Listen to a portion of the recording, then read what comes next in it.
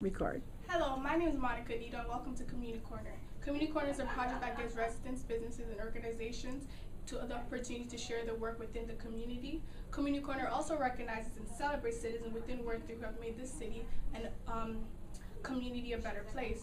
As for myself, I'm a co-op student who's working for Councilor Chris Fonseca in Ward 3.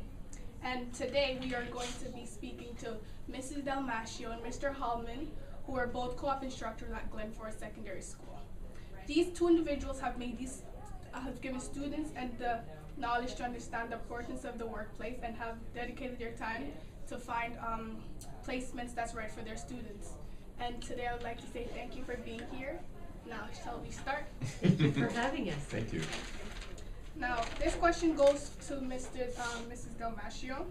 And what advice would you give to a student who isn't sure if co-op is right for them, but still wants to give it a try? I think co-op's a really important program because if they do have an interest in test driving a career, this is a really good opportunity to do it well under the protection of their teachers. So we're always monitoring to make sure our students are safe, they're getting a good learning experience, and everything's okay. So I think co-op's a really good program for people to try and test drive a career, and they can use their experience in helping them get into their post-secondary pathway, whether it's college or university. They can use that experience. So if they're unsure, a lot of times they can be unsure because it's a little bit of a scary thing to be leaving the school to go out into the world of work in the daytime, much like their parents. So it's a good opportunity, and I think it's a nice thing for them to do with basically our help. We always like to say as well, even if you end up at the end of your placement thinking, I don't think this is the right career for me, you still really learned something, and now hopefully you're going to be making good decisions going forward about what college program or what career you might like to try. And we like to say, well, you might have spent 2 or 3 years in college or university and then started working and realized this isn't for me. Yeah. Now you can figure it out when you're 16, 17, or 18 and start making other plans. Exactly. Now from you, Mr. Hallman, Okay. what changes would you like to see or inquire in a workplace for young people? Well, one stumbling block we have are some industries are still very hesitant to take co-op students. Things like the trades, electricians, plumbers, it's very difficult for those students to get placements. And part of that's maybe the union, part of it's maybe just hesitancy towards sort of change. But we know that there's a huge need for, especially I talk about the trades again, for new workers, as many of these people are ready to retire. But that is one of the big sticking points, is to try and find employers that do it. We have a few that we've used that are wonderful in our community, as a matter of fact. And it's been a great experience, but it is always a real challenge to find those placements. So I guess what I would like to see change is maybe some of the mentality towards having a co-op student, giving a student an opportunity. I think that's a really important thing, and I think it's something that has to be the whole community getting involved with, right? Exactly. Supporting each other and supporting our students. And for you, Mrs. Dalmasio, do the co-op program provide workplace training and health and safety awareness to the co-op students? And if so, what are they? We do a variety of health and safety procedures in our classroom and then in the workplace. One focus that we have personally in co-op is for our students to be an advocate for themselves in the workplace, and that involves health and safety training as well. So in class we do a number of things. We have a guest speaker come from the Young Workers Awareness Program. We do a lot of things with WMIS and learning the symbols and that. We do case studies over and over, different ones, so the student can think, what will I do in this situation? We basically make sure in the classroom that they know exactly what their roles and their rights are in the workplace with regards to health and safety. And then when they're in the workplace, we expect our employers rather, to show the student the health and safety procedures within the workplace, and then give them adequate training or proper training before they use any machinery. Now, we do check our employers beforehand to make sure that they understand all of this, and they do. And with our students, we tell them, if you're unsure in the workplace, you let your unsure, basically your concerns be noted, and you call us, and we come out to the workplace right away to clear things up. And if we're not happy with an employer, we pull our student and find them something else. And health and safety to us is probably the most important part of learning your roles and responsibilities in the workplace. Many young people are the ones that get injured, not people our age, it's young people. And so we want them to know how to act professionally and how to express themselves when there are these concerns. Exactly, and also, it's just like I said, I'm a co-op student, so I did the training, and one thing I liked about it was the CPR and the first aid training, and that actually helped me. Right. Plus I got a certificate, so that's another benefit for being a co-op student. We also like to show some scary videos. You remember those? Yes. And what it is, these are produced by the Government of Ontario, and it shows that you can be injured in a workplace, in a retail setting, in a kitchen, because I think a lot of our people, our students, think it as maybe it's a construction site or working with machinery, but it can happen anywhere. Exactly. So do you remember we showed the scary movies? Yeah, and they were quite interesting. Good. And for Mr. Holmans, I'm sorry. What kind of troubles do you think young workers face for not knowing the do's and don'ts in a workplace? Sort of like what we said, that when we look at statistics, the people that are injured at the workplace tend to be younger students, and we talk about this in the classroom. Well, why is that? And one is maybe that sort of feeling of invincibility.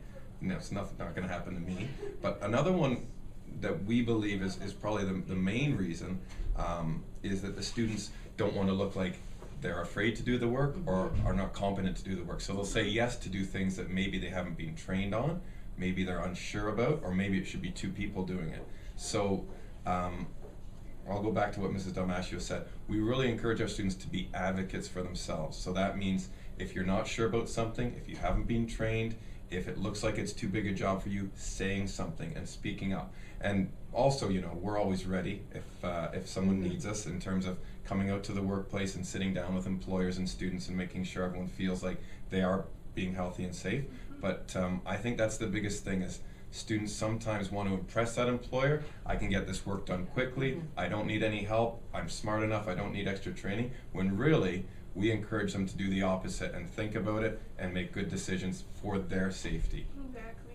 And also, I remember this like when you were going to place me in the law firm, the law office, and you guys spoke to the employee and employer, and you guys said you guys don't feel that that's the right placement for me, and that's when you guys transferred me to the counselor Chris Fonseca, which I love. We chatted with and them. the office too. Yeah, we chatted. And that's a part of our job as well, is we get to know our student and then we think of placements, and when we talk to employers, we just don't go with anybody. We have to feel good about it. And I remember saying that to you. Exactly. There's something about this, it's our gut instinct didn't feel as right. well. It just didn't feel right. And no, we're not gonna do that. Exactly. One advantage, she's been teaching co-op longer than I am, probably 7 or 8 years now, but you do get to know employers, and we've worked with Counselor Fonseca and her office staff, which are wonderful people, many Very times, good. and now we know Very what they would professional. like, and so we can kind of try and make a good connection.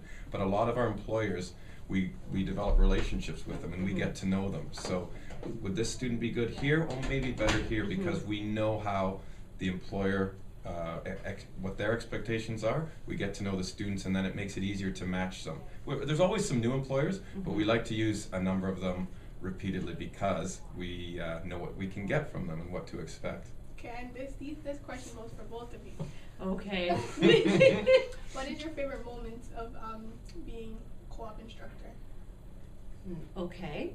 I would say my favorite moment, and this happens every semester, is having a student that maybe isn't so fond of school, and we have them in our class, and they work in our class and everything's fine, but we get them out in the workforce and they flourish and they love it. And when you see them in the building in the classes, they're like not happy.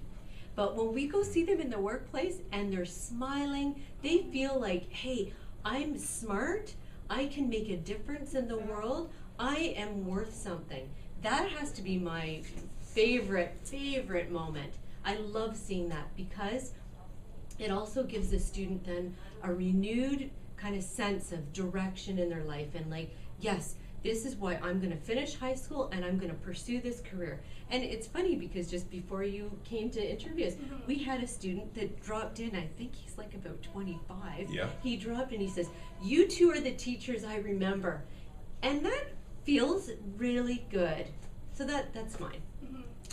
Now you've stolen all the good ones. I was gonna say the same thing when we see students that aren't being successful at school, and maybe it's an attendance issue or just not interested or engaged, and we see them at the right placement with the right supervisor, and it's night and day. And you can just, like, these students become 90% plus students in co-op because they're fantastic. They just really needed that sort of something to get them interested and engaged.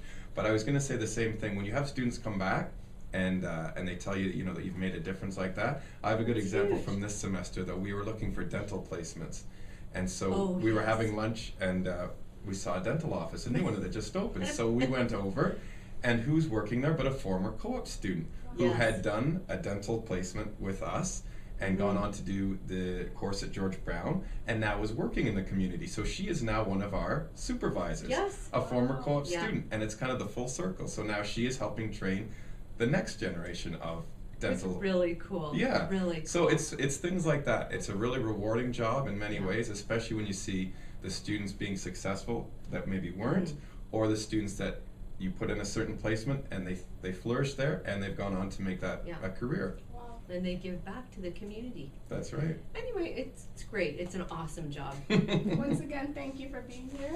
It's been a pleasure. Thanks, Monica. That was wonderful. Okay, stay tuned, Community Corner.